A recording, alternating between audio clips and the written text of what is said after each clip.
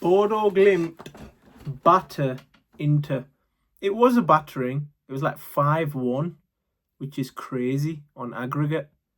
And Inter played poorly, especially in that first leg. I know Inter are getting a lot of stick for the second leg because they were at home. They did throw the kitchen sink at it, and they were just unclinical. They had loads of chances in that first half.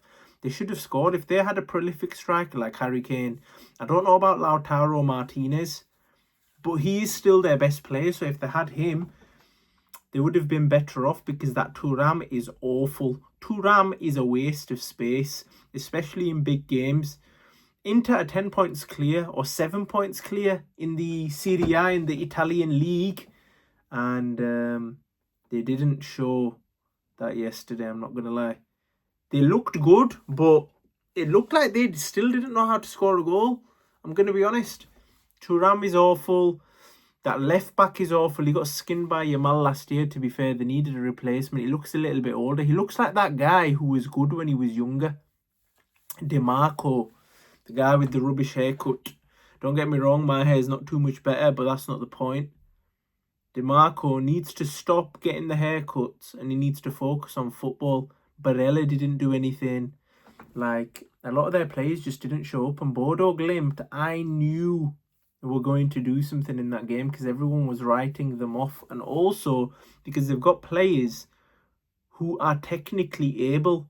They can pass around, they can stay compact, they can do well.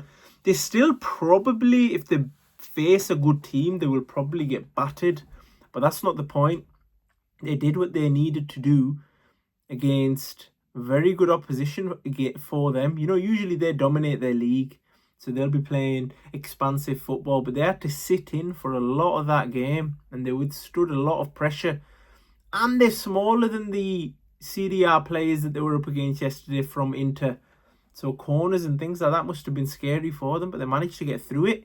And who knows, they might go far in this competition, even though I think they'll give whoever they play next a good game, but I don't think they'll go through. I don't think they're good enough. Plus, they have a lot less spending power compared to other clubs in the Champions League, but they will have benefited financially from that. To go to Inter Milan and the San Siro and win is crazy, especially because everybody violates their home stadium, with it being minuses, with it being freezing, with the pitch being horrid. So now people don't really have the excuses, and they have beaten Inter Milan fair and square, and they do play some insane football. It's kind of crazy how they've come up. And yeah, it just shows that we might even see some more upsets today in the Champions League. Like, if your team's losing to Bodo Glimt, you will not be happy. And I don't know where Dumfries is for Inter, because he was their best player last year. They actually got to a Champions League final. Now they can't even get to a round of 16 match. Like, what the hell? That is crazy. Inter Milan need to do work. They actually need to win their league. I low-key support Inter Milan. If we're talking about clubs from Italy, I would want them to win the league. And hopefully they do go on to win the league. Because I remember R9, I think, used to play there. They gave him some awards and things like that. And they sent him off nicely, didn't they? By going out of the Champions League. Flipping heck. But yeah. Wow, the games today will also be insane. I think PSG are playing. PSG should go through. Who else are playing?